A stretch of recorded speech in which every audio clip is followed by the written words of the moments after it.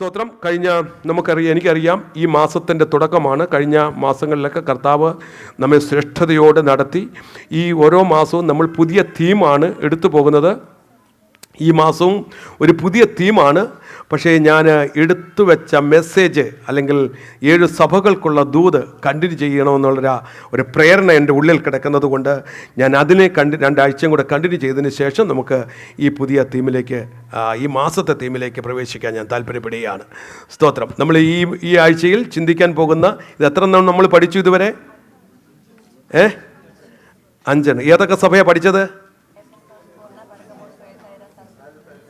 ആദ്യത്തെ 5. നല്ല മറുപടിയാണ്. സ്തോത്രം. ദൈവം അനുഗ്രഹിക്കട്ടെ. ആമേൻ. അങ്ങനെയാണെങ്കിൽ ഞാനിന്ന് പറഞ്ഞത് ഞാനിന്ന് 6ാമത്തെ പ്രസംഗിക്കാൻ പോവുക. പേര് പറയത്തില്ല, 6ാമത്തെയാണ്. സ്തോത്രം. ഹല്ലേലൂയ. ഏത് 6ാമത്തത്? ഫിലദൽഫിയ സഭയ്ക്കുള്ള ദൂതാണ് ഇന്ന് പകൽക്കാലം അല്പമായി ചിന്തിക്കുന്നത്. ഞാൻ അതിൻ്റെ സ്ലൈഡ് അല്ലെങ്കിൽ അതൊന്നും ക്രമീകരിക്കാനുള്ളതായ ഒരു സാഹചര്യം എനിക്ക് ലഭിച്ചില്ല. അതുകൊണ്ട് പ്രൊജക്ഷൻ അതിനകത്ത് ഒന്നുമില്ല. സ്തോത്രം. എങ്കിലും നിങ്ങൾ ശ്രദ്ധിച്ചിരിക്കണം, കുഞ്ഞുങ്ങൾ, നിങ്ങൾ ശ്രദ്ധിച്ചിരിക്കണം. ഇന്ന് സ്ലൈഡ് ഇല്ല എങ്കിലും നിങ്ങൾക്ക് ശ്രദ്ധയോടെ ഇരുന്നാൽ നിങ്ങൾക്ക് മനസ്സിലാകും. ദൈവമായ കർത്താവ് സഹായിക്കട്ടെ. ദൂതെടുക്കാം. വെളിപ്പാട് പുസ്തകം 3-ാം അധ്യായം 7 മുതൽ 13 വരെയുള്ള വാക്യങ്ങൾ ശബ്ദമുയർത്തി നിർത്തി വായിച്ച്. ഫിലദൽഫിയയിലെ സഭയുടെ ദൂതൻ എഴുതുക, വിശുദ്ധനും സത്യവാനും. എല്ലാവരും എടുത്ത് ബൈബിൾ നോക്കണേ. ആ ഭാഗം എല്ലാവരും ബൈബിൾ തുറക്കണേ. എല്ലാവരും തുറന്ന് ആ ഭാഗം വായിക്കുന്ന ശ്രദ്ധയോടെ. ഞാനിവിടെ നോക്കുമ്പോൾ ആരും അങ്ങോട്ടും ഇങ്ങോട്ടും നോക്കിയിരിക്കുന്നത് കാണുന്നത്. എല്ലാവരും ബൈബിളിൽ തന്നെ നോക്കി ഈ വായിക്കുന്നത് ഒന്ന് വായിക്കുക. അല്ലാത്തപ്പോഴും നമുക്ക് വായിക്കാൻ നേരം കിട്ടാറില്ലല്ലോ. വായിച്ചോ. വിശുദ്ധനും സത്യവാനും ദാവീദിന്റെ താക്കോലുള്ളവനുമായി ആരും അടയ്ക്കാതെ വണ്ണം തുറക്കുകയും ആരും തുറക്കാതെ വണ്ണം അടയ്ക്കുകയും ചെയ്യുന്നവൻ അരുളി ചെയ്യുന്നത്, ഞാൻ നിന്റെ പ്രവൃത്തി അറിയുന്നു. ഇതാ ഞാൻ നിന്റെ മുമ്പിൽ ഒരു വാതിൽ തുറന്നു വെച്ചിരിക്കുന്നു, അത് ആർക്കും അടച്ചുകൂടാ. നിനക്ക് അല്പമേ ശക്തിയുള്ളൂ എങ്കിലും നീ എന്റെ വചനം കാത്തു എന്റെ നാമം നിഷേധിച്ചിട്ടില്ല. യഹൂദരല്ലാതിരിക്കെ യഹൂദരെന്ന് കളവായി പറയുന്ന ചിലരെ ഞാൻ സാത്താന്റെ പള്ളിയിൽ നിന്ന് വരുത്തും. അവർ നിന്റെ കാൽക്കൽ വന്ന് നമസ്കരിപ്പാനും ഞാൻ നിന്നെ സ്നേഹിച്ചു എന്ന് അറിവാനും സംഗതി വരുത്തും. സഹിഷ്ണുതയെക്കുറിച്ചുള്ള എന്റെ വചനം നീ കാത്തുകൊണ്ടതിനാൽ ഭൂമിയിൽ വസിക്കുന്നവരെ പരീക്ഷിക്കേണ്ടതിന് ഭൂതലത്തിൽ എങ്ങും വരുവാനുള്ള പരീക്ഷാകാലത്ത് ഞാനും നിന്നെ കാക്കും. ഞാൻ വേഗം വരുന്നു. നിന്റെ കിരീടം ആരും എടുക്കാതിരിപ്പാൻ തക്കവണ്ണം നിനക്കുള്ളത് പിടിച്ചുകൊള്ളുക. ജയിക്കുന്നവനെ ഞാൻ എന്റെ ദൈവത്തിന്റെ ആലയത്തിൽ ഒരു തൂണാക്കും. അവൻ ഒരിക്കലും അവിടെ നിന്ന് പോകയില്ല. എന്റെ ദൈവത്തിന്റെ നാമവും എന്റെ ദൈവത്തിന്റെ പക്കൽ നിന്ന് സ്വർഗത്തിൽ നിന്ന് തന്നെ ഇറങ്ങുന്ന പുതിയ യെരൂശലേം എന്ന എന്റെ ദൈവത്തിന്റെ നഗരത്തിന്റെ നാമവും എന്റെ പുതിയ നാമവും ഞാൻ അവന്റെ മേൽ എഴുതും. ആത്മാവ് സഭകളോട് പറയുന്നത് എന്തെന്ന് ചെവിയുള്ളവൻ കേൾക്കട്ടെ. മതി. ആത്മാവ് സഭകളോട് പറയുന്നവൻ ചെവിയുള്ളവൻ കേൾക്കട്ടെ. എല്ലാവരും കേൾക്കണമെന്നൊന്നും കർത്താവ് പറഞ്ഞിട്ടില്ല. കർത്താവ് അങ്ങനെ നിർബന്ധവും പിടിക്കുന്നില്ല. കർത്താവ് പറയുന്നത് ചെവി ഉള്ളവൻ കേട്ടാൽ മതി. ഇവിടെ പ്രസംഗിക്കുന്ന വചനങ്ങളും ഇത് തന്നെ മതി. വേണ്ടാത്തവരെടുക്കേണ്ട, വേണ്ടുന്ന ചെവി ഉള്ളവർ കേട്ടോണം. പിന്നെ നാളെ കേട്ടില്ല എന്ന് പറയരുത്. സ്തോത്രം. ഹല്ലേലൂയ. അപ്പോൾ എല്ലാവരും ചെവി തുറന്ന് എന്ത് ചെയ്യണം? കേൾക്കണം. പണ്ടൊരിക്കൽ ഒരു മനുഷ്യൻ, പ്രസംഗം ഇഷ്ടമല്ലാത്തൊരു മനുഷ്യനുണ്ട്. അദ്ദേഹത്തിന് ആകെ കൂടി ഇഷ്ടമുള്ളത് പാട്ടാണ്. അപ്പം അദ്ദേഹം ഒരിക്കൽ അന്ന് ആ പാട്ട് വലിയ നല്ല കൺസേർട്ട് നടക്കുകയാണ്. പാട്ട് കേൾക്കാമെന്നും പറഞ്ഞുകൊണ്ട് ഈ കൺസേർട്ട് നടക്കുന്ന അല്ലെങ്കിൽ ഹാളിലേക്ക് പോയി കഴിഞ്ഞപ്പോൾ ഇദ്ദേഹം പാട്ടൊക്കെ കേട്ട് ഈ പാട്ടിൻ്റെ ഇടയിൽ സുവിശേഷം എടുത്ത് ദൂത് പറയാൻ തുടങ്ങി, വചനം പറയാൻ തുടങ്ങി. അപ്പോൾ ഈ വചനം ആർക്കും ഇഷ്ടമല്ല, ഈ വന്ന വ്യക്തിക്ക് ഇഷ്ടമല്ല. വചനം കേൾക്കാൻ താല്പര്യമില്ലാതെ ഇദ്ദേഹം ഇങ്ങോട്ട് വന്നത്. അപ്പോൾ ഇദ്ദേഹം ഒരു കാര്യം തീരുമാനിച്ചു, വചനത്തിൻ്റെ സമയത്ത് എനിക്ക് വചനം കേൾക്കണ്ട, ഞാൻ ചെവിക്കകത്തോട്ട് എന്ത് ചെയ്യും, 2 വിരൽ തിരകി അങ്ങ് വെക്കും. അപ്പോൾ അദ്ദേഹം വിചാരിച്ചു, ഓക്കെ ശരി, എന്നാൽ പിന്നെ അങ്ങനെ അങ്ങ് ഇരിക്കാമെന്ന് വിചാരിച്ചുകൊണ്ട് പാസ്റ്റർ മുന്നോട്ട് വന്ന് വചനം പറയുക. വചനം പറഞ്ഞുകൊണ്ടിരുന്ന ഉടനെ ഇദ്ദേഹം ചെവിക്കകത്തോട്ടിട്ടു. ഓക്കെ. അപ്പം ഇട്ട് കുറച്ച് കഴിഞ്ഞപ്പം എവിടുന്നോ അതിനകത്തൊരു ഈച്ച കയറി. ഈ ഈച്ച കയറിയിട്ട് ഒരു മനുഷ്യൻ്റെ മുഖത്ത് പറഞ്ഞുള്ള സ്ഥിതി ഒന്ന് ഓർത്ത് നോക്കിയേ. നമ്മുടെ മുഖത്ത് കിടന്ന് പറഞ്ഞാൽ എന്ത് ചെയ്യും? അദ്ദേഹം അറിയാതെ കൈ ഇങ്ങനെ അങ്ങ് എടുത്തു, ഈച്ച ഒരടി കൊടുത്തു. പറഞ്ഞപ്പോൾ കേട്ടത്, അദ്ദേഹം പറഞ്ഞത് കേൾക്കാൻ ചെവിയുള്ളവൻ കേൾക്കട്ടെ. അതോടുകൂടി അദ്ദേഹത്തിൻ്റെ ചെവിയും തുറന്നു. ഞാൻ പറഞ്ഞു മനസ്സിലായോ? അപ്പോൾ അതുകൊണ്ട് ആരും വിരലിട്ടിരിക്കരുത്, ഈച്ച വന്ന് മുന്നിൽ പറ്റും. സ്തോത്രം. അത് വചന ശ്രദ്ധയോടെ കേട്ടോണ്ടിരിക്കുക. വചന ശ്രദ്ധയോടെ കേട്ടാൽ ഈ വചനം നമുക്ക് അനുഗ്രഹമായി തീരും. ഇവിടെ ഫിലദൽഫിയ സഭയോടുള്ള ദൂതാണ് കർത്താവ് പറയുന്നത്. ഈ ദൂതിനകത്ത് ഈ സഭയെക്കുറിച്ച് ടൈറ്റിൽ നമുക്ക് ഇങ്ങനെ കൊടുക്കാം: ഒരു വിശ്വസ്ത സഭ, ഒരു സ്നേഹിക്കുന്ന സഭ.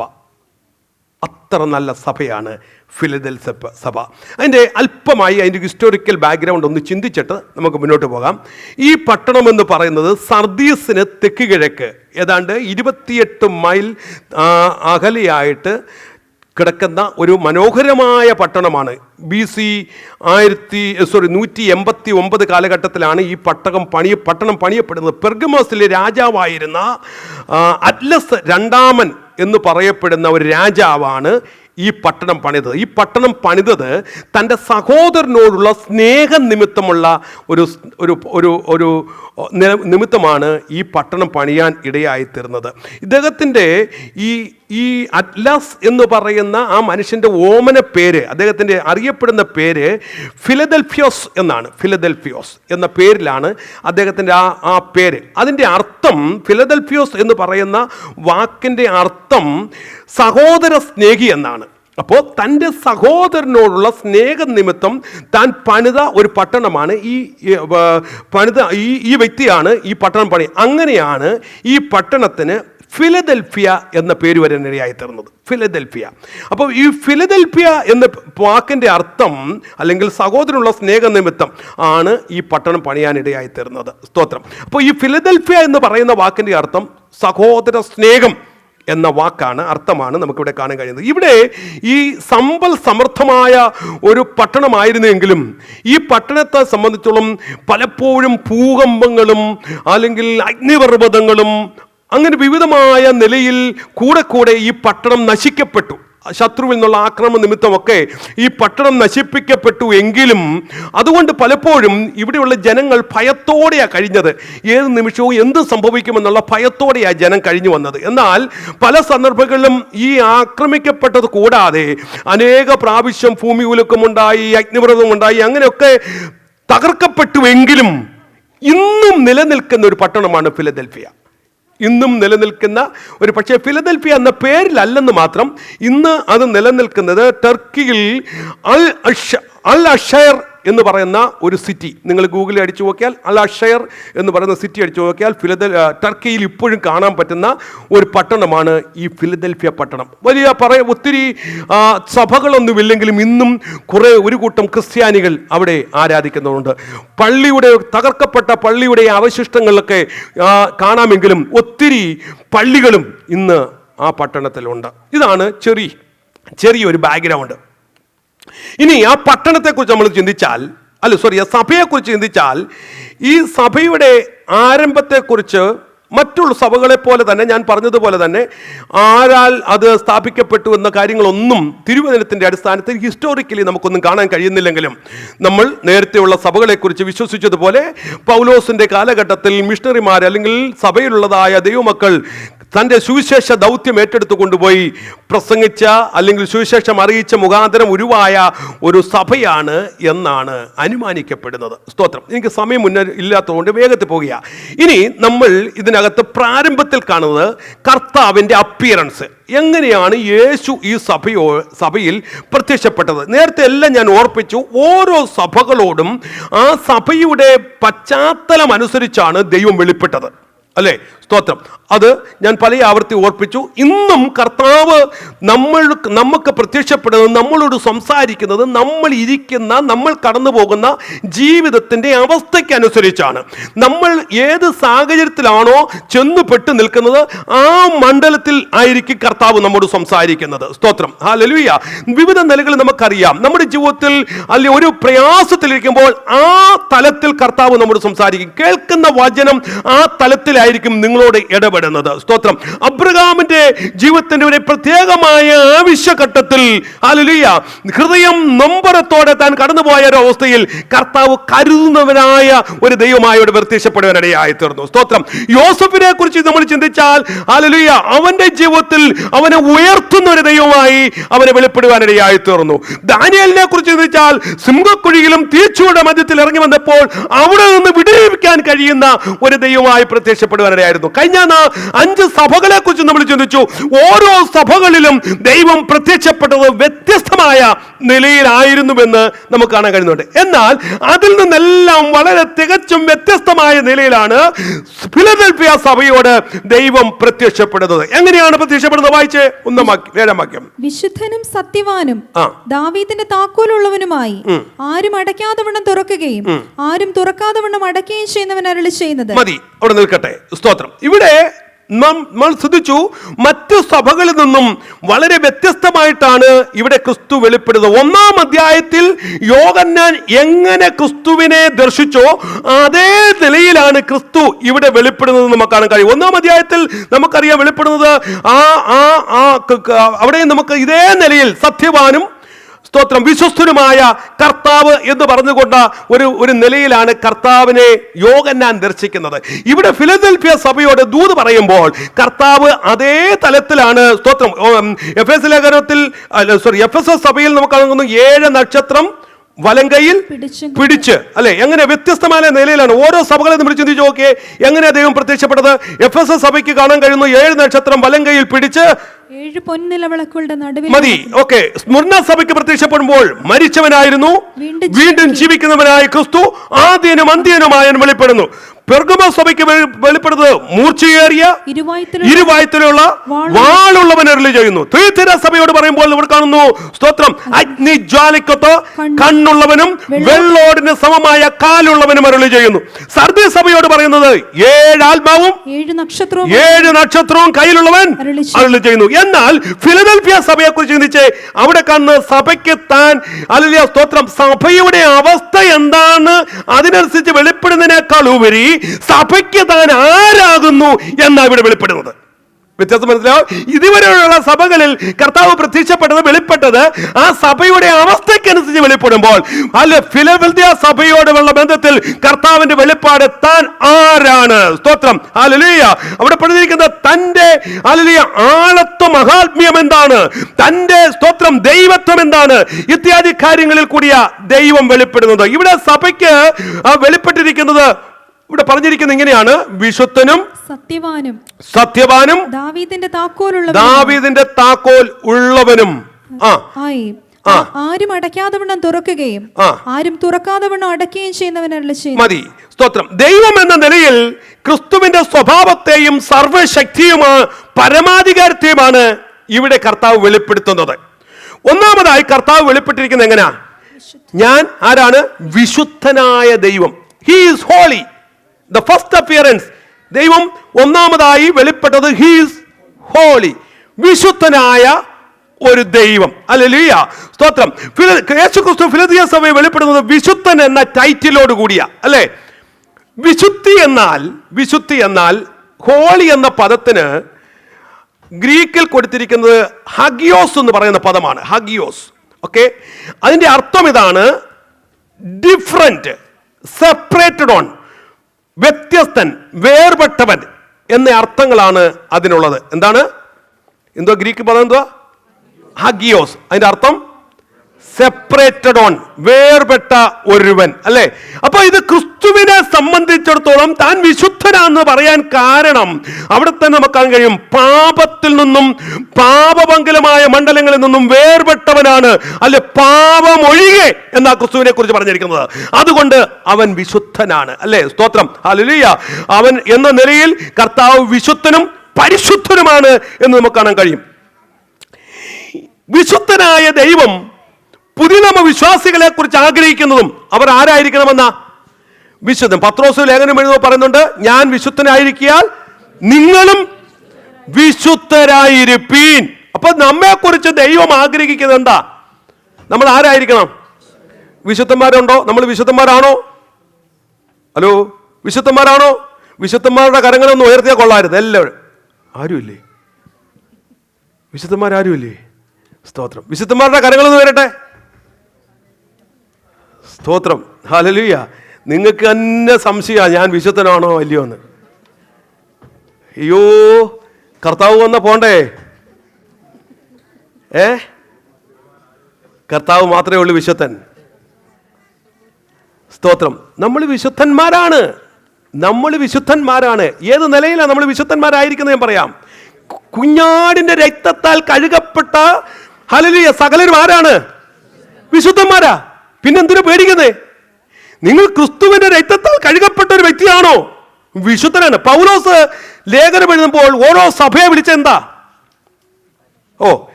കൊരിന്ത്യ സഭയെ കുറിച്ച് ചിന്തിച്ച. കൊരിന്ത്യ സഭ നമുക്കറിയാം ഒത്തിരി പ്രശ്നങ്ങളൊക്കെ ഉള്ള സഭയാ. പക്ഷെ താൻ ലേഖനം എഴുതുമ്പോൾ പറയുന്ന ഒരു കാര്യമുണ്ട്. എന്താ വായിച്ച്? 1-ാം അധ്യായം 1-2 വാക്യം വായിച്ചേ. ദൈവേഷ്ടത്താൽ യേശുക്രിസ്തുവിന്റെ അപ്പോസ്തലനായി വിളിക്കപ്പെട്ട പൗലോസും സഹോദരനായ സോസ്തനോസും കൊരിന്തിലുള്ള ദൈവസഭയ്ക്ക് ക്രിസ്തുയേശുവിൽ വിശുദ്ധീകരിക്കപ്പെട്ടവരും. ക്രിസ്തുയേശുവിൽ വിശുദ്ധീകരിക്കപ്പെട്ട സഭയ്ക്ക്. അപ്പൊ സഭ ആരായിരിക്കണം? വിശുദ്ധീകരിക്കപ്പെട്ടവരും. സഭ ആർക്കാ ലേഖനം എഴുതുന്നേ? സഭയ്ക്ക്. അപ്പൊ സഭ എന്ന് പറയുന്നത് ആരാ? നമ്മൾ ഓരോരുത്തരും സഭയാ. അപ്പോ ദൈവസഭയ്ക്കാണ് എഴുതുന്നത്. ദൈവസഭ വിശുദ്ധീകരിക്കപ്പെട്ടവർ. അടുത്ത ഭാഗം എടുത്തേ. അവിടെയും ഇവിടെയും എവിടെയും നമ്മുടെ കർത്താവായ യേശുക്രിസ്തുവിന്റെ നാമത്തെ വിളിച്ചപേക്ഷിക്കുന്ന ഏവരോടും കൂടെ വിളിക്കപ്പെട്ട വിശുദ്ധന്മാരുമായവർക്ക്. വിശുദ്ധന്മാര് വിളിക്കപ്പെട്ട ആരാ? അപ്പൊ ക്ലിയർ ആയല്ലോ. ഞാൻ എല്ലാവരും വരുമെന്ന് പറയുന്നില്ലെന്ന് ഞാൻ പറഞ്ഞത്. ഇപ്പൊ സഭയിലുള്ള വിശുദ്ധന്മാരും അശുദ്ധന്മാരും എല്ലാം ഉണ്ട്, അത് പറയുന്നുണ്ട് താഴോട്ട്. പക്ഷേ ദൈവസഭ എന്ന് പറഞ്ഞാൽ വിശുദ്ധന്മാരുടെ കൂട്ടം, വേർതിരിക്കപ്പെട്ടവരുടെ കൂട്ടം, കുഞ്ഞാന്റെ തങ്കച്ചോരയാൽ കഴുകപ്പെട്ടവരുടെ കൂട്ടം. സ്തോത്രം. എഫേസ്യ ലേഖനം 1-ാം അധ്യായം 1-ാം വാക്യം. ദൈവേഷ്ടത്താൽ ക്രിസ്തുയേശുവിന്റെ അപ്പോസ്തലനായ പൗലോസ് എഫെസോസിലുള്ള വിശുദ്ധന്മാര്. അങ്ങനെയാണെങ്കിൽ കർത്താവ് പോസ്മൂത്ത് സഭയെ നോക്കിയിട്ട് എന്തോ പറയേണ്ടത്? പോസ്മൂത്തിലുള്ള വിശുദ്ധന്മാരെന്ന് പറയണം.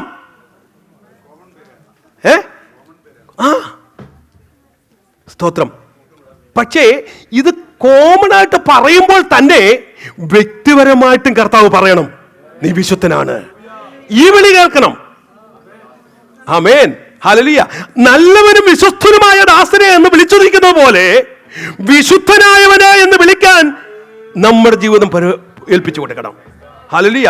കോമൺ ആയിട്ട് വിളിച്ചിട്ടുണ്ട് വിശുദ്ധന്മാര്. അതുപോലെ സ്തോത്രം ഫിലിപ്പിയ ലേഖനത്തിൽ പറയുന്നുണ്ട് വിശുദ്ധന്മാർക്ക്. ഫിലിപ്പിയ ലേഖനത്തിൽ 1 പറഞ്ഞിരിക്കുന്നത് സഭയിലുള്ള സകല വിശുദ്ധന്മാർക്കും ഉണ്ടോ? അപ്പൊ സഭയിലുള്ള സകല, കർത്താവ് സഭയിലുള്ള സകല വിശുദ്ധന്മാരെന്നല്ല പറഞ്ഞേ, സകല വിശുദ്ധന്മാരെന്ന് പറഞ്ഞേ. ഇന്ന് വന്ന് സഭയിൽ സകല വിശുദ്ധന്മാരേ ഉള്ളൂ, സകല വിശുദ്ധന്മാരില്ല. ഹലോ, ഇപ്പൊ സഭയിൽ ഇപ്പൊ എന്തോ ഉള്ളേ? സകല വിശുദ്ധന്മാരുണ്ട്, സകല വിശുദ്ധന്മാർ കുറവാ. ആമേൻ, ഹല്ലേലൂയ. ഇന്ന് അങ്ങനെ ആയിപ്പോയി. പക്ഷെ അന്ന് കർത്താവ് നോക്കിയിട്ട് പറഞ്ഞ സകല വിശുദ്ധന്മാരെന്നാ. ഈ 20-ാം നൂറ്റാണ്ട് പിന്നിട്ടപ്പോഴും നമ്മളെ നോക്കി കർത്താവ് പറയണം സഭയിലുള്ള സകല വിശുദ്ധന്മാരും. ആമേൻ. അതിനുവേണ്ടിയാണ് നമ്മൾ ഓരോ ദിവസവും ശ്രദ്ധിക്കേണ്ടത്. അതിനുവേണ്ടി ഓരോ ദിവസവും നമ്മൾ ഒരുങ്ങേണ്ടത്. നമ്മൾ വിശുദ്ധീകരിക്കപ്പെട്ട കൂട്ടമായിരിക്കണം, വിശുദ്ധിക്ക് വേണ്ടി നിലകൊള്ളേണ്ടവരായിരിക്കണം. സ്തോത്രം. ക്രിസ്തുവിൽ തിരഞ്ഞെടുക്കപ്പെട്ടവരെല്ലാവരും ആരാണ്? നമ്മെ എന്തിനാ കർത്താവ് വിളിച്ചിരിക്കുന്നത്? വായിച്ചേ 1-ാം അധ്യായം എഫേസ്യ ലേഖനം 1-4 വായിച്ചേ. ഇനി അതൊന്ന് ക്ലിയർ ചെയ്തിട്ട് അങ്ങ് മുന്നോട്ട് പോട്ടെ. വായിച്ചേ 1-4. നാം തന്റെ സന്നിധിയിൽ വിശുദ്ധരും വിശുദ്ധരും നിഷ്കളങ്കരുമാകേണ്ടതിന്. അത് സഭയോടാണോ വ്യക്തിപരമായിട്ടാണോ? നമ്മ ഓരോരുത്തരോടും ഉള്ളതാ. വ്യക്തിപരമായിട്ട് പറയും, നാം തന്റെ സന്നിധിയിൽ വിശുദ്ധരും നിഷ്കളങ്കരും ആകേണ്ടതിന് ലോകസ്ഥാപനം. അപ്പൊ ഞാൻ പറയുന്നത്, എന്നെ ദൈവം വിളിച്ചിരിക്കുന്നത് ദൈവസന്നിധിയിൽ വിശുദ്ധനും നിഷ്കളങ്കരുമാകേണ്ടതിനാ. ഇത് നമ്മൾ ഓരോരുത്തരും പറയണം, ഓരോരുത്തരും പറയണം. ദൈവം എന്നെ വിളിച്ചിരിക്കുന്നത്, ഓക്കെ, സ്തോത്രം. ഇന്ന് പകൽക്കാലം പറയണ്ട, എന്നെ വിളിച്ചിരിക്കുന്നത് വിശുദ്ധിയോട് ജീവിക്കാനാ. ഒന്ന് പറഞ്ഞേ, വായ്കളെ തുറന്ന് പറഞ്ഞേ, എന്നെ വിളിച്ചിരിക്കുന്നത്. നിങ്ങൾ തന്നെ പറ, വായ കൊണ്ട് പറ, എന്നെ കർത്താവ് വിളിച്ചിരിക്കുന്നത് വിശുദ്ധിയോട് ജീവിക്കാനാ. സ്തോത്രം, ഹല്ലേലൂയ. അപ്പോ വിശുദ്ധനും നിഷ്കളങ്കനും ആകേണ്ടതിനുമാ കർത്താവ് നമ്മെ വിളിച്ചിരിക്കുന്നത്. സ്തോത്രം. അതുകൊണ്ട് വിശുദ്ധന്മാർക്ക് ഉചിതമായ ജീവിത രീതി ആര് നയിക്കണം? ആമേൻ. അപ്പൊ നമ്മളെക്കുറിച്ച് ദൈവം ആഗ്രഹിക്കുന്നത്, നമ്മളെ വിളിച്ചിരിക്കുന്നത് വിശുദ്ധ പദവിയിലേക്കാണെങ്കിൽ വിശുദ്ധന്മാർക്ക് ഉചിതമായതേ എന്ത് ചെയ്യാവൂ? ചെയ്യാവൂ. എഫേസ്യ ലേഖനം 5-ാം അധ്യായത്തിൽ പൗലോസ് അത് എടുത്തു പറയുന്നുണ്ട്. എന്താ പറഞ്ഞിരിക്കുന്നത്? അതിന്റെ സ്തോത്രം, അതിന്റെ 3 മുതൽ താഴോട്ടൊന്ന് വായിച്ചു. ദുർനടപ്പും യാതൊരു അശുദ്ധിയും അത്യാഗ്രഹവും നിങ്ങളുടെ ഇടയിൽ പേർ പറക പോലും അരുത്. ഇങ്ങനെയാകുന്നു വിശുദ്ധന്മാർക്ക് ഉചിതം. ആണ്ടോ, ഇങ്ങനെയാകുന്നു വിശുദ്ധന്മാർക്ക് ഉചിതം. ഉണ്ടോ? എന്താ വിശുദ്ധന്മാർക്ക് ഉചിതം എന്ന് അപ്പോസ്തല പ്രവൃത്തി 5-ാം അധ്യായത്തിന്റെ ആദ്യോടന്തം പൗലോസ് വളരെ ക്ലിയർ ആയിട്ട് അക്കമിട്ട് പറഞ്ഞിട്ടുണ്ട്. എനിക്ക് പ്രസംഗിച്ചു പോകാൻ നേരമില്ലെങ്കിൽ ഞാനൊന്ന് ഹൈലൈറ്റ് ചെയ്ത് പറഞ്ഞു പോവാം. എന്തൊക്കെയാണ് പൗലോസ് ഒരു വിശുദ്ധന് ഉചിതമായിട്ടുള്ളത് അവിടെ പറഞ്ഞിരിക്കുന്നത്? ഒന്നാമത്തെ കാര്യം പറഞ്ഞിരിക്കുന്നു, അതിന്റെ 1-ാം വാക്യം. 5:1. സോറി, എഫേസ്യ ലേഖനം.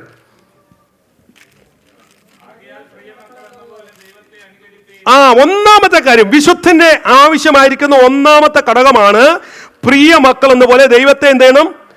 നമ്മൾ ദൈവത്തെ അനുകരിക്കുന്നവരായിരിക്കണം. ലോകത്തെ അനുകരിക്കരുത്, ചുറ്റുപാടുകളെ അനുകരിക്കരുത്, മുന്നിൽ നിൽക്കുന്ന ആരെയും അനുകരിക്കാൻ ശ്രമിക്കരുത്.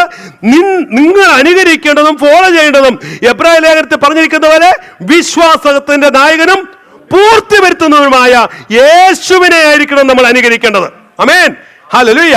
മറ്റുള്ളവരെ അനുകരിച്ചാൽ നമ്മൾ പലപ്പോഴും താണു വീണു പോകും. മറ്റുള്ളവരെ നോക്കി ജീവൻ നയിക്കരുത്. വിശുദ്ധ ജീവൻ നയിക്കേണ്ടത് ചുറ്റുപാടുകളെ നോക്കിയല്ല, മുന്നിൽ നിൽക്കുന്നവരെ നോക്കിയല്ല.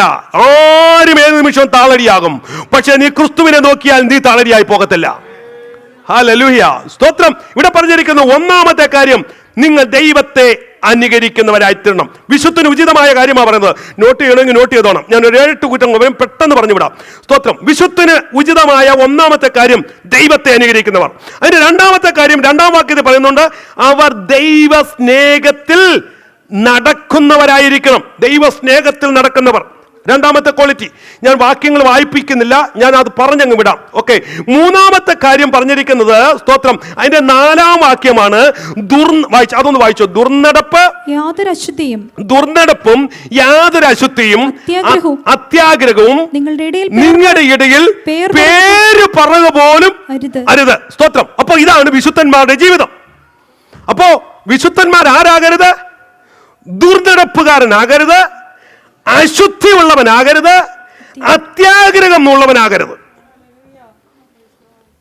അപ്പോ വിശുദ്ധന് ഉചിതമായ 3-ാമത്തെ കാര്യമാണ് പറഞ്ഞത്. സ്തോത്രം, ഹല്ലേലൂയ. 4-ാമത്തെ കാര്യം പറഞ്ഞിരിക്കുന്നത്, ദൈവത്തിന് പ്രസാദമുള്ളത് ഇന്നതെന്ന് പരിശോധിച്ച്, അതിന്റെ 9-ാം വാക്യം, കർത്താവിന് പ്രസാദമായത് എന്തെന്ന് പരിശോധിച്ചുകൊണ്ട് വെളിച്ചത്തുള്ളവരായി നടന്നുകൊണ്ട്. അപ്പൊ വിശുദ്ധന് അടുത്ത ഉചിതമായത് വെളിച്ചത്തിനുള്ളവരായി നടക്കണം. വെളിച്ചത്തിനുള്ളവരായി നടക്കണം. അതിന്റെ അടുത്ത കാര്യം 15-ാം വാക്യത്തിൽ പറയുന്നുണ്ട്, ജ്ഞാനികളായി. ആകയാൽ സൂക്ഷ്മത്തോടെ അജ്ഞാനികളായിട്ടല്ല, ജ്ഞാനികളായി നടക്കണം. അടുത്ത ക്വാളിറ്റിയാ വിശുദ്ധന് ഉചിതമായിട്ടുള്ള അടുത്ത കാര്യമാ. അജ്ഞാനികളായിട്ടല്ല, ജ്ഞാനികളായി നടക്കണം. അതിന്റെ 16-ാം വാക്യം പറയുന്നു, വിശുദ്ധന് ഉചിതമായത് സമയം. വായിച്ചോ. ഇത് ദുഷ്കാലമാകിയാൽ സമയം തക്കത്തിൽ ഉപയോഗിക്കണം. സമയം തക്കത്തിൽ ഉപയോഗിക്കണം. സ്തോത്രം, ഹല്ലേലൂയ. അതിന്റെ 7-ാമത്തെ കാര്യം, അതിന്റെ 17-ാം വാക്യം, ബുദ്ധിഹീനരാകാതെ കർത്താവിന്റെ ഇഷ്ടം ഇന്നതെന്ന് നിഗ്രഹിക്കണം. അതാണ് വിശുദ്ധന്റെ അടുത്ത ക്വാളിറ്റി. കർത്താവിന്റെ ഇഷ്ടം അറിഞ്ഞ് ജീവിക്കുക. സ്തോത്രം. 8-ാമത്തെ കാര്യം, അതിന്റെ 18-ാം വാക്യം, വീഞ്ഞു കുടിച്ച് എന്ത് ചെയ്യരുത്? മത്തരാകരുത്. എന്നാ ചോദിക്കാം, മത്തരാകാതെ കുടിക്കാമോ? ഹലോ, ഇങ്ങനെയൊക്കെ ചോദിക്കുന്നവരുണ്ട്. വീഞ്ഞ് കുടിക്കരുന്നല്ലോ, മത്തരാകരുന്നല്ലേ പറഞ്ഞിട്ടുള്ളൂ. അപ്പൊ വീഞ്ഞ് കുടിക്കാം. സ്തോത്രം. ഇതിൻ്റെയൊക്കെ സംശയം നേരിട്ട് വന്നാൽ അത് ഞാൻ പറഞ്ഞുതരാം. അപ്പൊ അതിനുള്ള മറുപടി ഇല്ല, സമയമില്ലാത്തതുകൊണ്ട്. സ്തോത്രം, ഹല്ലേലൂയ. അപ്പോ കർത്താവ് വിശുദ്ധന് യോഗ്യമായിട്ടുള്ളത് എന്ത് ചെയ്യരുത്? വീഞ്ഞ് കുടിക്കരുത്. ഇന്ന് വന്ന് സേവിക്കുന്നതിനോ വീട്ടിൽ വെച്ച് ഫ്രിഡ്ജിലൊക്കെ വെച്ചിട്ട് ഇങ്ങനെ ഉപയോഗിക്കുന്നവരൊക്കെ ഉണ്ട്, എല്ലാവരും ഉണ്ട്. അതുകൊണ്ടാണ് നേരത്തെ നമ്മുടെ പറഞ്ഞ് എല്ലാവരും സകലരുമല്ല ശകലരും. ആമേൻ, സ്തോത്രം, ഹല്ലേലൂയ, പ്രൈസ് ഗോഡ്. അപ്പോ വീഞ്ഞു കുടിച്ച് മറ്റൊരു 8-ാമത്തെ കാര്യം. 9-ാമത്തെ കാര്യം, അതിന്റെ 19-ാം വാക്യം, നിങ്ങൾ എന്ത് ചെയ്യണം? ആത്മാവ് നിറഞ്ഞവരായി. വിശുദ്ധന്റെ അടുത്ത ഉചിതമായ അവൻ ആത്മാവ് നിറഞ്ഞവരായിരിക്കണം. ഓക്കെ.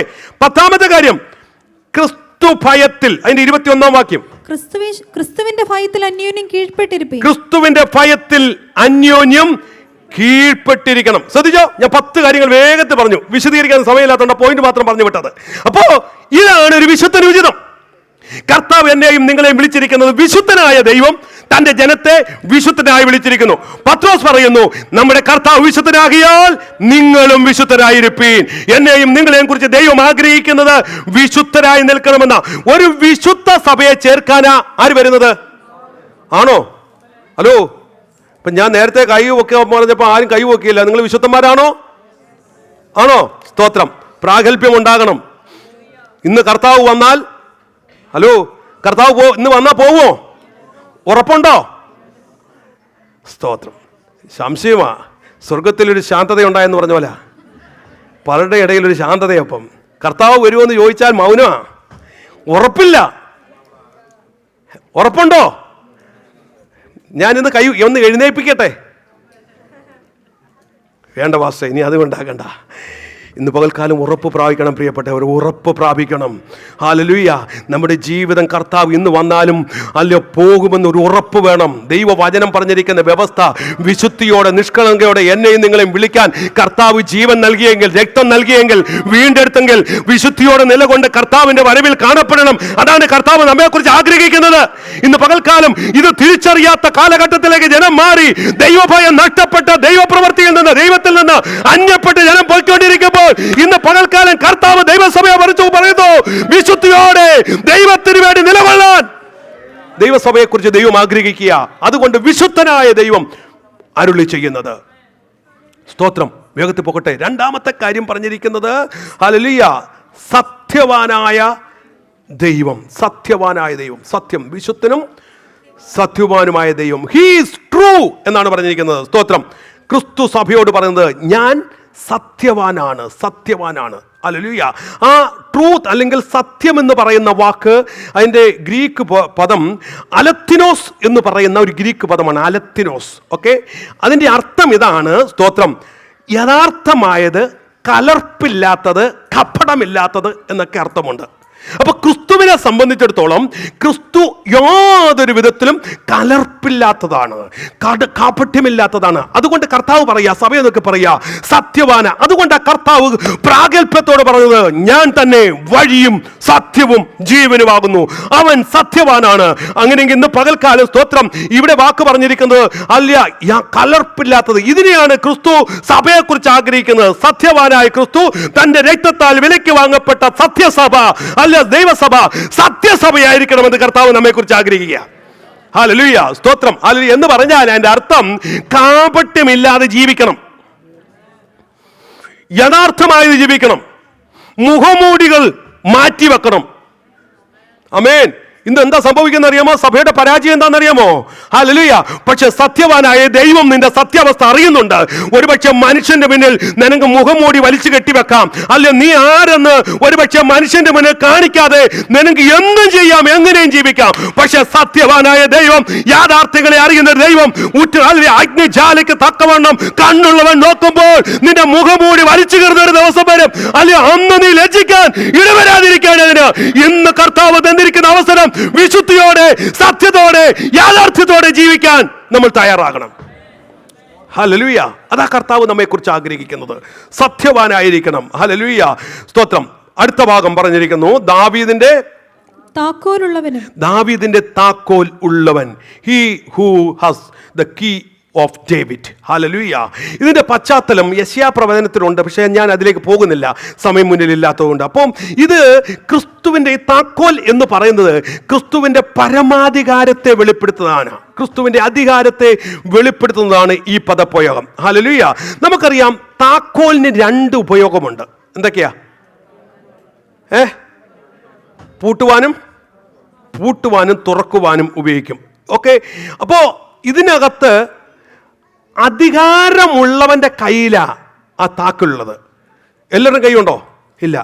സ്തോത്രം. ഞാൻ ഉദാഹരണം പറഞ്ഞു കഴിഞ്ഞാൽ, എൻ്റെ വീടിൻ്റെ താക്കോൽ എൻ്റെ കയ്യിലുണ്ട്. ഞാൻ ഏത് സമയത്തും പോയാൽ തുറന്ന് അകത്ത് കയറാം. സ്തോത്രം. അതുകൊണ്ട് നിങ്ങൾ ആർക്കെങ്കിലും നാളെ വന്ന് അതിനകത്തോട്ട് കയറാൻ പറ്റുമോ? അത് തുറന്നിട്ടിരിക്കുക മറ്റു സൈഡ്, അത് നിൽക്കട്ടെ. പക്ഷേ ഞാൻ അധികാരത്തിൻ്റെ കാര്യമായി പറഞ്ഞു വരുന്നേ. സ്തോത്രം. അധികാരമുള്ളവനെ താക്കോലുള്ളൂ. അപ്പോൾ ക്രിസ്തുവിന് എന്തുണ്ട്? അധികാരമുണ്ട്. അവൻ്റെ കയ്യിൽ ഒരു താക്കോലുണ്ട്. ഹല്ലേലൂയ. താക്കോൽ, അധികാരമുള്ളവനെ താക്കോൽ കയ്യിൽ സൂക്ഷിക്കാൻ പറ്റത്തുള്ളൂ. ആമേൻ. വെളിപ്പാട് പുസ്തകത്തിൽ നമ്മൾ ചിന്തിച്ചാൽ 3 താക്കോലിനെ കുറിച്ച് ക്രിസ്തു പറയുന്നുണ്ട്. ദൈവം പറയുന്നുണ്ട് 3 താക്കോല്. ഒന്നാമത്തെ താക്കോൽ അതിൻ്റെ സ്തോത്രം 1-ാം അധ്യായം 8-ാം വാക്യത്തിൽ പറയുന്നുണ്ട്, ഞാൻ അൽഫയും ഒമേഗയും ആകുന്നു എന്ന്, ഇരിക്കുന്നവനും ഇരുന്നവനും വരുന്നവനുമായി സർവശക്തിയുള്ള ദൈവമായ കർത്താവ് അരുളി ചെയ്യുന്നു. മരണത്തിൻ്റെയും അതിൻ്റെ ഇടയില് 18-ാം വാക്യം 18, ഞാൻ മരിച്ചവനായിരുന്നു, എന്നാൽ ഇതാ എന്നേക്കും ജീവിച്ചിരിക്കുന്നു. മരണത്തിന്റെയും പാതാളത്തിന്റെയും താക്കോൽ എന്റെ കയ്യിലുണ്ട്. മരണത്തിന്റെയും പാതാളത്തിന്റെയും താക്കോൽ ആരുടെ കയ്യിലുണ്ട്? Yes, hallelujah. മരണത്തിന്റെയും, ദൈവം അനുവദിക്കാതെ മരണത്തിന് നിന്നെ തൊടാൻ പറ്റത്തെന്നൊക്കെ പറയത്തില്ലേ? ബിക്കോസ് അവൻ തുറന്നാലേ അകത്തോട്ട് കയറാൻ പറ്റത്തോളൂ മരണത്തിന്. ഹല്ലേലൂയ. ഇല്ലാതെ മരണത്തിനകത്തോട്ട് കയറാൻ പറ്റും. പാതാളത്തിന്റെ താക്കോൽ അവന്റെ കയ്യിലുണ്ട്. ആമേൻ. അവനറിയാം ആരെ അതിലേക്ക് തള്ളിയിടണമെന്ന്. അതിലേക്ക് ആരാ പോകുന്നവനറിയാം. അവന്റെ കയ്യിൽ അതിന്റെ താക്കോലുണ്ട്. അവന്റെ അധികാരമാണ് കാണുന്നത്. സ്തോത്രം. നമ്മൾ 3-ാം അധ്യായം 7-ാം വാക്യത്തിൽ വായിച്ചു, ദാവീദിന്റെ താക്കോൽ കയ്യിലുള്ളവൻ. സ്തോത്രം. ഇനി മാത്രമല്ല, അതിനേക്കാളും ഉപരിയായിട്ട് 9-ാം അധ്യായത്തിലേക്ക് വന്നു കഴിഞ്ഞാലുണ്ടല്ലോ മറ്റൊരു താക്കോൽ അവന്റെ കയ്യുണ്ട്. അഗാധ കൂപത്തിന്റെ താക്കോൽ. 9-ാം അധ്യായം 1-ാം വാക്യം വായിച്ചേ. 5-ാമത്തെ ദൂതനോദി, അപ്പോൾ ഒരു നക്ഷത്രം ആകാശത്ത് നിന്ന് ഭൂമിയിൽ വീണ് കിടക്കുന്ന ഞാൻ കണ്ടു. അവൻ അഗാധ കൂപത്തിന്റെ താക്കോൽ ലഭിച്ചു. അവൻ അഗാധ കൂപത്തിന്റെ താക്കോൽ. അത് മറ്റൊരു താക്കോലാണ്. അതിന്റെ 20-ാം അധ്യായം 1-ാം വാക്യത്തിലും പറയുന്നുണ്ട് അഗാധ കൂപത്തിന്റെ താക്കോൽ. ഹല്ലേലൂയ. ഞാൻ വേഗത്തിൽ മുന്നോട്ട് പോകാം. സ്തോത്രം. ഇവിടെ പറഞ്ഞിരിക്കുന്നത് അത് താക്കോൽ എന്ന് പറയുന്നത് അധികാരത്തെയാണ്. അത് സ്തോത്രം വിവിധ നിലകളിൽ നമുക്കതിനെ വ്യാഖ്യാനിക്കാം. ഞാൻ അതിലേ പോകുന്നില്ല. ഇവിടെ പറഞ്ഞിരിക്കുന്നു ആരും അടയ്ക്കാതെ വണ്ണം തുറക്കുകയും ആരും തുറക്കാതെ വണ്ണം അടയ്ക്കുകയും ചെയ്യുന്നവൻ. ആമേൻ. സത്യവാനും വിശുദ്ധനും ദാവീദിന്റെ താക്കോൽ ഉള്ളവൻ മാത്രമല്ല, ആരും അടയ്ക്കാതെ വണ്ണം തുറക്കുകയും ആരും തുറക്കാതെ വണ്ണം അടയ്ക്കുകയും ചെയ്യുന്നവൻ കൂടിയാണ് ക്രിസ്തു. ആമേൻ. പ്രാരംഭത്തിൽ ഞാൻ അതിന്റെ തുറക്കാതെ വണ്ണം അടയ്ക്കാൻ അധികാരമുള്ളവനെ കുറിച്ച് ഇതിന്റെ പുറകിൽ താഴോട്ട് വരുന്നുണ്ട്. അവിടെ നമുക്ക് ചിന്തിക്കാം.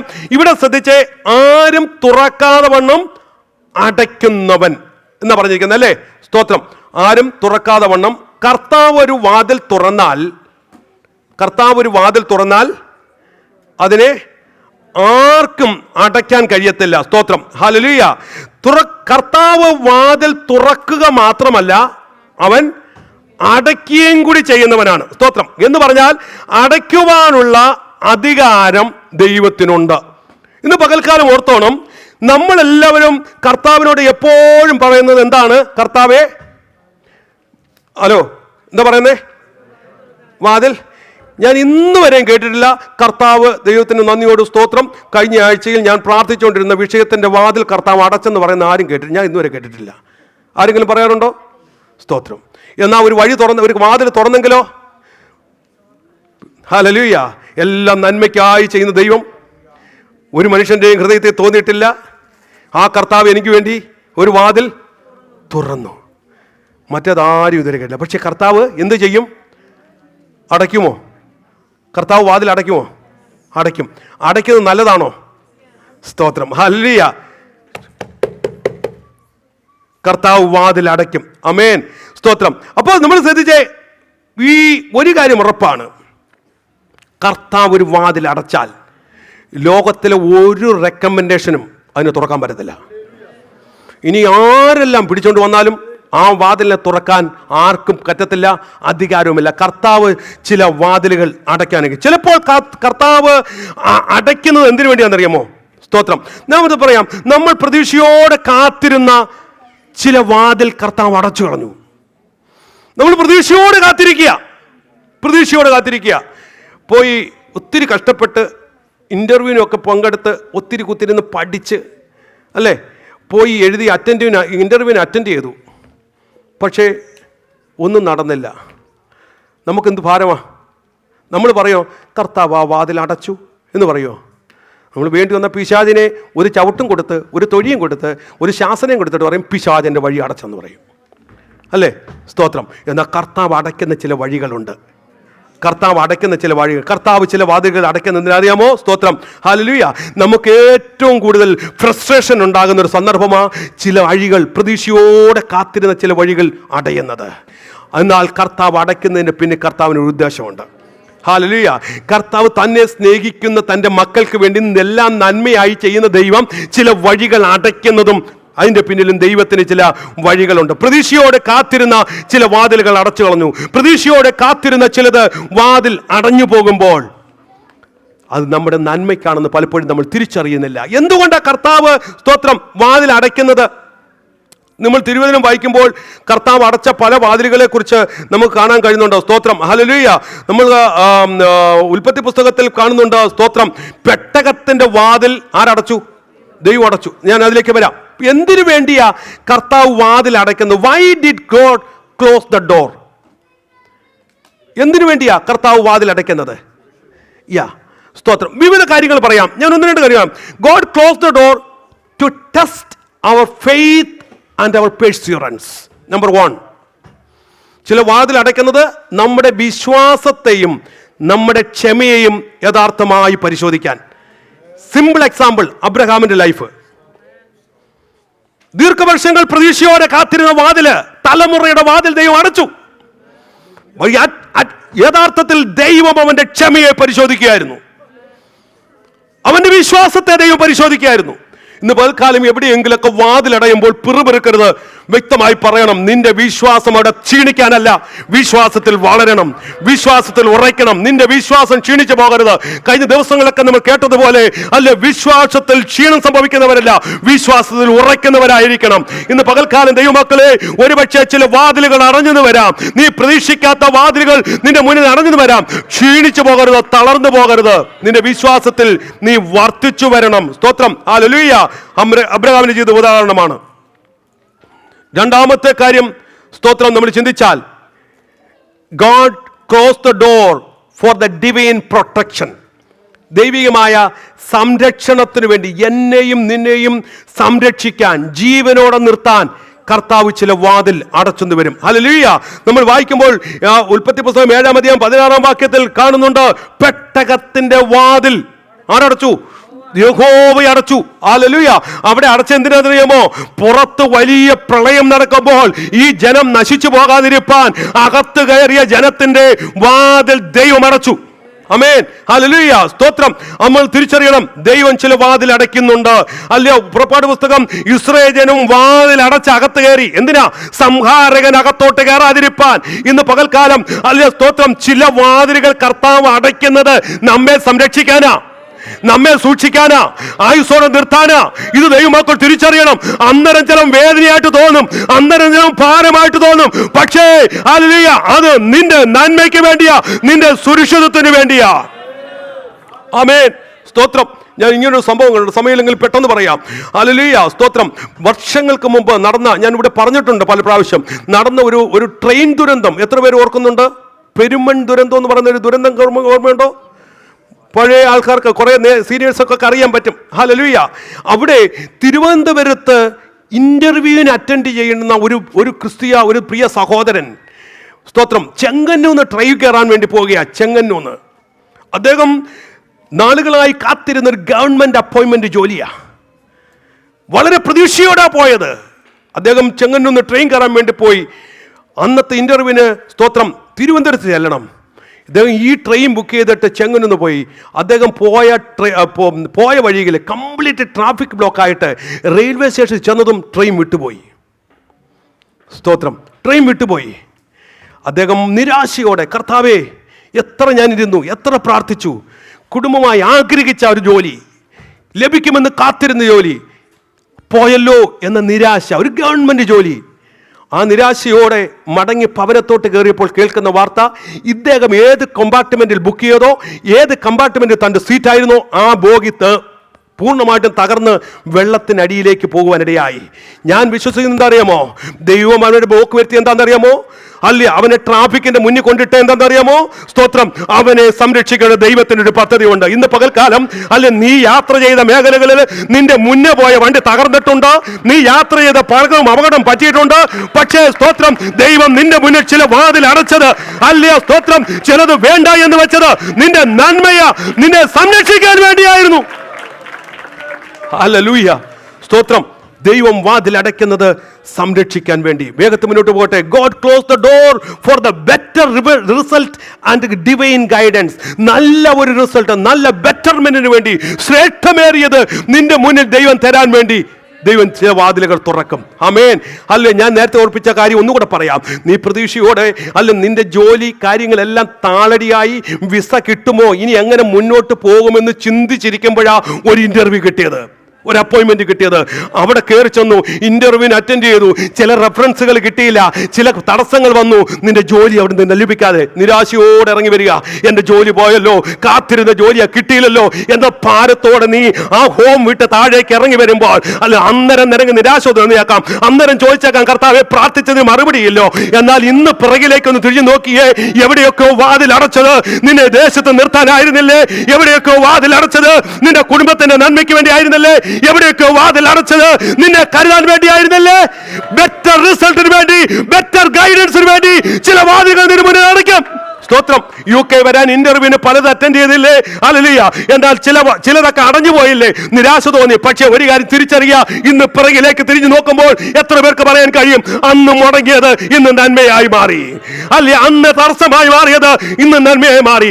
അന്ന് ഞാൻ എഴുതാൻ വിട്ടുപോയത് ഇന്ന് നന്മയായി മാറി. അവരുടെ മുന്നിൽ ഞാൻ പകച്ചിരുന്നത് ഇന്ന് നന്മയായി മാറി. ചിലത് അറിഞ്ഞിട്ടുണ്ടെങ്കിൽ ഇന്ന് പകൽക്കാലം തിരിച്ചറിയുക. ഇന്ന് പകൽക്കാലം ഇതിനകത്ത് നീ പ്രാർത്ഥിക്കുന്ന ഒരു വിഷയമുണ്ടെങ്കിൽ, ചിലതിന് തടസ്സമുണ്ടെങ്കിൽ ഇന്ന് പകൽക്കാലം വിശ്വസിക്കണം, എന്റെ നന്മയ്ക്ക് വേണ്ടിയാ ദൈവം ശ്രേഷ്ഠമേത് ഒരുക്കാൻ വേണ്ടിയാ ചില വാതിലുകൾ അടയ്ക്കുന്നത്, ചിലത് അടയുന്നത് നന്മയ്ക്ക് വേണ്ടിയാ. സ്തോത്രം. Hallelujah, hallelujah, praise God. ഞാൻ വേഗത്തിൽ ഗോഡ് ക്ലോസ് ദ ഡോർ.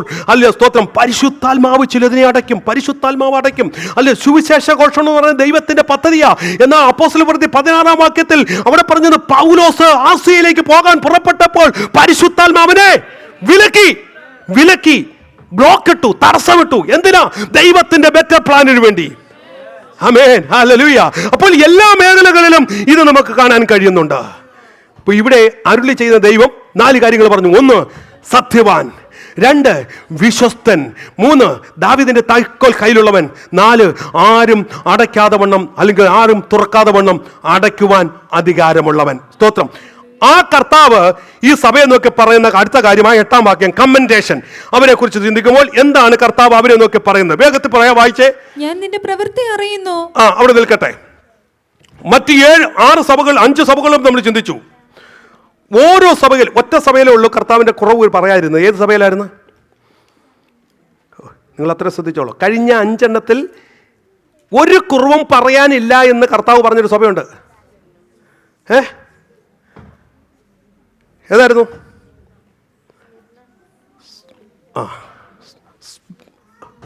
പറഞ്ഞു. സ്മുർന സഭയെക്കുറിച്ച് കർത്താവിന് ഒരു കുറവും പറയാനില്ലായിരുന്നു. അത് നമ്മൾ ചിന്തിച്ചതാ. സ്തോത്രം. എന്നാൽ ഈ ഫിലദൽഫിയ സഭയെക്കുറിച്ച് ചിന്തിക്കുമ്പോഴും കർത്താവ് പറയുന്ന അവന് ഒരു കുറവും, അതിന് കുറവുകളൊന്നും സഭയെക്കുറിച്ച് പറയാനില്ല. സ്തോത്രം. ഹല്ലേലൂയ. എടുത്തു പറയത്തക്ക കുറവുകളൊന്നും ദൈവത്തിന്റെ കാഴ്ചപ്പാടിൽ ഈ ഫിലദൽഫിയ സഭയ്ക്കില്ലായിരുന്നു. സ്തോത്രം. അതാണ് ആ സഭയുടെ ഒരു പ്രത്യേകത. ഓക്കെ, ഇനി കർത്താവ് എന്നിട്ട് പറയാ, ഞാൻ നിന്റെ പ്രവൃത്തി അറിയുന്നു. ഓക്കെ, ശ്രദ്ധിച്ചേ. മറ്റ് ആ ആസിയയിലുള്ള മറ്റ് സഭകളെ നോക്കി കർത്താവ് പറഞ്ഞു, ഞാൻ നിന്റെ പ്രവൃത്തി അറിയുന്നു എന്ന് പറഞ്ഞത് സർദീസ് ഒഴികെ, സ്മുർന ഒഴികെ, അല്ലേ, സ്മുർന ഒഴികെ ബാക്കി എല്ലാത്തിലും അവരുടെ ദോഷവശങ്ങളെ കണ്ടോണ്ട, അവരുടെ ന്യൂനതകളെ കണ്ടോണ്ട, അവരുടെ പോരായ്മകളെ കണ്ടോണ്ട. അപ്പോ ഈ ഞാൻ നിന്റെ പ്രവൃത്തി അറിയുന്നു എന്ന് പറയുമ്പോൾ അതിന് 2 ഡൈമെൻഷൻ ഉണ്ടെന്ന് പറഞ്ഞു. ഒന്ന് അവന്റെ നെഗറ്റീവ് വശങ്ങളെ, നിന്റെ പ്രവൃത്തിയെ ഞാൻ അറിയുന്നു എന്ന് പറയുമ്പോൾ നിന്റെ ജീവിതം എന്താണ്, എൻ്റെ സീക്രട്ട് ലൈഫ് എന്താണ്, നിന്റെ പേഴ്സണൽ ലൈഫ് എന്താണ്, നീ എവിടെയാണ് പോകുന്നത്, നീ എന്താണ് കാണുന്നത്, നീ എന്താണ് ജീവിക്കുന്നതെന്ന് കാണുന്ന ഒരു ദൈവം. മറു സൈഡിൽ ഇവിടെ ഫിലദൽഫിയെ കുറിച്ച് കർത്താവ് പറയുമ്പോൾ അവരുടെ മോശവശത്തെ കണ്ടോണ്ടല്ല കർത്താവ് പറയുന്നേ, ഞാൻ നിന്റെ പ്രവൃത്തി അറിയുന്നു എന്ന് പറഞ്ഞിട്ട് അവരുടെ നല്ല പ്രവൃത്തിയെക്കുറിച്ചാണ്, അതായത് അവരുടെ സുവിശേഷത്തിൻ്റെയും ശുശ്രൂഷയുടെയും പ്രവൃത്തിയാണ് ക്രിസ്തു ഇവിടെ അനുസ്മരിക്കുന്നത്, ക്രിസ്തു ഇവിടെ ഓർക്കുന്നത്, ഇവിടെ എടുത്തു പറയുന്നത്. സ്തോത്രം, ഹല്ലേലൂയ. എന്നിട്ട് കർത്താവ് പറയാ, ഇനി അവർക്ക് കൊടുക്കുന്ന വാഗ്ദത്തങ്ങളാണ് താഴോട്ട് വായിക്കുന്നത്. എന്നിട്ട് പറയുന്നത്, ഞാൻ നിന്റെ പ്രവൃത്തി അറിയുന്നു, ഇതാ ഞാൻ നിന്റെ മുമ്പിൽ ഒരു വാതിൽ തുറന്നു വെച്ചിരിക്കുന്നു. കണ്ടോ, നല്ല പ്രവൃത്തിയെ കണ്ട ദൈവം, ഒരു കുറവില്ലാത്ത സഭയെ കണ്ട ദൈവം അവിടെ പറയാ, ഞാൻ നിന്റെ മുമ്പിൽ ഒരു വാതിൽ തുറന്നു വച്ചിരിക്കുന്നു. ഇവിടെ കർത്താവ് പറയുന്നത് ഒരു വാതിൽ എന്നാണ്. ഏതാണ് ഈ വാതിൽ? ദൈവപ്രവൃത്തിയുടെ വാതിൽ, സുവിശേഷത്തിന്റെ വാതിൽ തുറന്നു വച്ചിരിക്കുക. അന്ന് മാത്രമല്ല, ഇന്നും കർത്താവ് ഒരിക്കൽ കാൽവരി ക്രൂശിൽ തുറന്ന വാതിൽ ലോകത്തിൽ ഒരു മനുഷ്യനും അടയ്ക്കാൻ ഇതുവരെ കഴിഞ്ഞിട്ടില്ല. ഇന്നും തുറന്നു കിടക്കുന്ന ഒരു വാതിലുണ്ടെങ്കിൽ സുവിശേഷത്തിന്റെ വാതിലാ. ഹല്ലേലൂയ. അതുകൊണ്ട് കർത്താവ് പറഞ്ഞത്, ഞാനൊരു വാതിൽ തുറന്നിരിക്കുന്നു, അഖിലാണ്ടത്തിന്റെ ഒന്നിനും ഈ വാതിലിനെ അടയ്ക്കാൻ കഴിയത്തില്ല. ലോക ശക്തികൾ സുവിശേഷത്തിനെതിരെ എഴുന്നേറ്റില്ലേ? രാജ്യങ്ങൾ എഴുന്നേറ്റില്ലേ? അല്ലെ രാജാക്കന്മാർ എഴുന്നേറ്റില്ലേ? ആർക്കെങ്കിലും സുവിശേഷത്തിന്റെ വാതിലെ അടയ്ക്കാൻ കഴിഞ്ഞോ? സ്തോത്രം. കർത്താവ് തുറന്ന വാതിലിനെ അടയ്ക്കാൻ ഒരു ശക്തിക്കും കഴിയത്തില്ല. ഹല്ലേലൂയ. നമ്മൾ ചിന്തിച്ചു നോക്കിയാൽ പല രാജ്യങ്ങളും ഈ സുവിശേഷത്തിന്റെ വാതിൽ അടയ്ക്കാൻ ശ്രമിച്ചിട്ടുണ്ടോ? എങ്കിലും അവിടെയൊക്കെ രാജ്യത്തിന്റെ വാതിൽ കർത്താവ് തുറന്നില്ലേ? റഷ്യയെ കുറിച്ച് ചിന്തിച്ച്, ചൈനയെ കുറിച്ച് ചിന്തിച്ച്, കൊറിയയെ കുറിച്ച് ചിന്തിച്ച്, ആഫ്രിക്കൻ കൺട്രികളെ കുറിച്ച് ചിന്തിച്ച്, പല രാജ്യങ്ങളും സുവിശേഷത്തിനെതിരെ നിന്ന് അല്ലെ സുവിശേഷത്തിന്റെ വാതിൽ ആ രാജ്യത്ത് അടയ്ക്കാൻ ശ്രമിച്ചെങ്കിലും ദൈവം ആ പട്ടണങ്ങളിലൊക്കെ ആ രാജ്യങ്ങളിലൊക്കെ സുവിശേഷത്തിന്റെ വാതിൽ തുറക്കാനിടയായി തീർന്നു. ഹല്ലേലൂയ. അതുകൊണ്ട് ആരൊക്കെ ശ്രമിച്ചാലും അടയ്ക്കാൻ കഴിയാത്ത ഒരു വാതിൽ ഇവിടെ കർത്താവ് തുറക്കുക. ഒത്തിരി വാതിലുകളെ കുറിച്ച് തിരുവനന്തപുരത്ത് കാണുന്നുണ്ട്, ഒത്തിരി വാതിലുകൾ. സ്തോത്രം, ഹല്ലേലൂയ. അപ്പോസ്തലപ്രവൃത്തി 14 ഹല്ലേലൂയ സ്തോത്രം 27 പറയുന്നു, വിശ്വാസത്തിന്റെ വാതിൽ എന്ന് പറയുന്നുണ്ട്. ഹല്ലേലൂയ സ്തോത്രം. 1 കൊരിന്ത്യർ 16:9 സുവിശേഷത്തിന്റെ വാതിൽ പറയുന്നുണ്ട്. സ്തോത്രം, ഹല്ലേലൂയ. യോഹന്നാൻ 10 അധ്യായം 9 വാക്യത്തിൽ ആടുകളുടെ വാതിൽ എന്ന് പറയുന്നുണ്ട്. ഹല്ലേലൂയ. ഹല്ലേലൂയ. കൊലോസ്യ ലേഖനം 4 അധ്യായം 3-4 വാക്യങ്ങളിൽ വചനത്തിന്റെ വാതിൽ എന്ന് പറയുന്നുണ്ട്. ഹല്ലേലൂയ സ്തോത്രം. വെളിപ്പാട് പുസ്തകം 4 അധ്യായം 1 വാക്യത്തിൽ സ്വർഗത്തിന്റെ വാതിൽ എന്ന് പറയുന്നുണ്ട്. അപ്പോൾ വിവിധ വാതിലുകളെ നമുക്ക് തിരുവനന്തപുരത്ത് കാണാൻ കഴിയുന്നുണ്ട്. സ്തോത്രം, ഹല്ലേലൂയ. ഇന്ന് പകൽക്കാലം അല്ലെ സ്വർഗത്തിലെ ദൈവം നമുക്ക് ചില വാതിലുകൾ തുറക്കണമെങ്കിൽ നമ്മൾ ചില വാതിലുകൾ തുറക്കാൻ തയ്യാറാകണം. ഏത് വാതിലാണ് നമ്മൾ തുറക്കേണ്ടത്? നമ്മൾ തുറക്കേണ്ട ഒരു വാതിലുണ്ട്. പ്രാർത്ഥനയുടെ വാതിൽ നീ തുറന്നാൽ അല്ലെ സ്വർഗത്തിലെ വാതിൽ ദൈവം തുറക്കും. അല്ലെ സ്തോത്രം. ഉപവാസത്തിന്റെ വാതിൽ നീ തുറന്നാൽ നിനക്ക് വേണ്ടി ദൈവം അസാധാരണമായ തുറക്കപ്പെടാത്ത വാതിൽ നിനക്ക് വേണ്ടി കർത്താവ് തുറക്കും. ആമേൻ. നമ്മൾ തുറക്കുവാൻ തയ്യാറാകണം ചില വാതിൽ. അങ്ങനെയെങ്കിൽ കർത്താവ് നമുക്ക് വേണ്ടി തുറക്കും. കാരണം തുറക്കപ്പെടാത്ത ഏത് വാതിലും തുറക്കുവാൻ അധികാരമുള്ളവനാ കർത്താവ്. ഇന്ന് പകൽക്കാലം ഓർത്തോളം, ഒരു ശത്രുവിനും നിന്റെ മുന്നിൽ കർത്താവ് തുറന്ന വാതിലിനെ അടയ്ക്കാൻ കഴിയത്തില്ല. ഏത് ശത്രു എത്ര പ്രബലമായി നിനക്കെതിരെ എഴുന്നേറ്റ് നിന്ന് നിന്റെ അല്ലെ കർത്താവ് തുറന്ന വാതിലിനെ അടയ്ക്കാൻ ശ്രമിച്ചാൽ നടക്കത്തില്ല. കാരണം അധികാരമുള്ളവരാണ്. നിനക്കൊരു വാതിൽ തുറന്നെങ്കിൽ നിന്റെ ഹോമല്ല, നിന്റെ ഹോസ്പിറ്റൽ അല്ല, നിന്റെ മാനേജരല്ല, അല്ല നിന്റെ മുന്നിൽ നിൽക്കുന്ന ആര് നിയമിച്ചാലും ഒരു കാര്യം ഞാൻ ഉറപ്പ് പറയാ, കർത്താവ് നിന്റെ മുന്നിൽ തുറന്ന വാതിലിനെ അടയ്ക്കാൻ ഒരു ശക്തിക്ക് കഴിയത്തില്ല. ഒരു ശക്തിക്കും കഴിയത്തില്ല. കർത്താവ് തന്ന തുറന്ന വാതിൽ. ഹല്ലേലൂയ. ഇത് തുറക്കാതിരിപ്പാൻ അല്ല ലോക ശക്തികൾ പലതും ചെയ്യും. പക്ഷേ ദൈവത്തിന്റെ വചനത്തിന് തുറക്കാത്ത ഏതിനും തുറക്കാൻ അധികാരമുണ്ട്.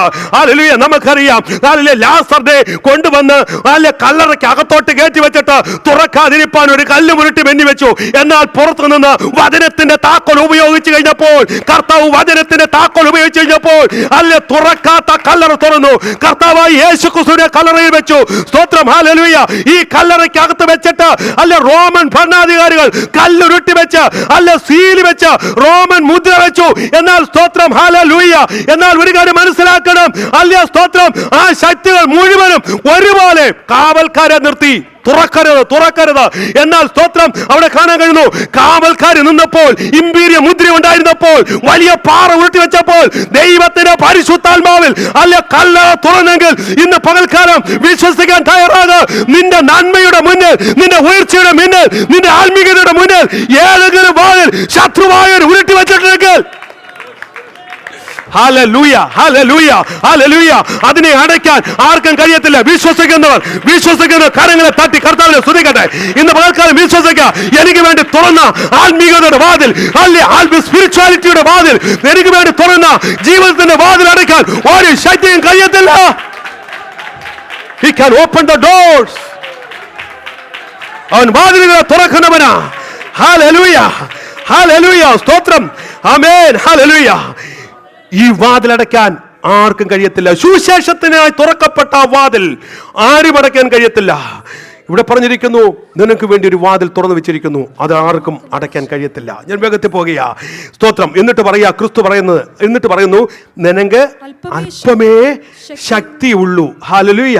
ഇവിടെ അല്പമേ ശക്തിയുള്ളൂ എന്നിട്ട് പറയുന്നു. സ്തോത്രം. അവിടെ പറയുന്നു, ഒരു നെഗറ്റീവ് അല്ല അവിടെ പറയുന്നത്, നിന്റെ ബലഹീനതയല്ല. കർത്താവ് അവന് പോസിറ്റീവ് അല്ല. നിനക്ക് അല്പമേ ശക്തിയുള്ളൂ. നീ വലിയ സഭയൊന്നും അല്ല. പക്ഷേ കർത്താവ് എടുത്തു പറയുന്നവരുണ്ട്, എങ്കിലും നീ ചെയ്ത ഒരു കാര്യമുണ്ട്. എന്താ പറഞ്ഞത്? എങ്കിലും നീ എന്ത് ചെയ്തു? നീ എന്റെ വചനം കാത്തു. എന്താ കർത്താവ് എന്റെ മുന്നിൽ വാതിൽ തുറന്നെന്ന് അറിയാമോ? എന്താ അവന്റെ മുന്നിൽ വാതിൽ തുറന്നെന്ന് അറിയാമോ?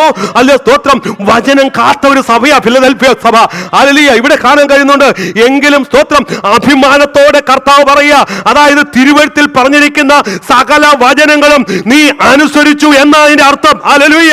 ഇന്ന് പകൽക്കാലം അല്ല, സ്തോത്രം, വചനം കാത്തു. അല്ല, തെറ്റുകളും പാപങ്ങളും ദുരുപദേശങ്ങളും നിന്നും അകന്ന് ജീവിച്ചു എന്നതിന്റെ അർത്ഥം. അവിടെ പോരായ്മകൾ ഇല്ലാഞ്ഞിട്ടല്ല, പാപങ്ങൾ ഇല്ലാഞ്ഞിട്ടല്ല, അല്ല, പ്രലോഭനങ്ങൾ ഇല്ലാഞ്ഞിട്ടല്ല.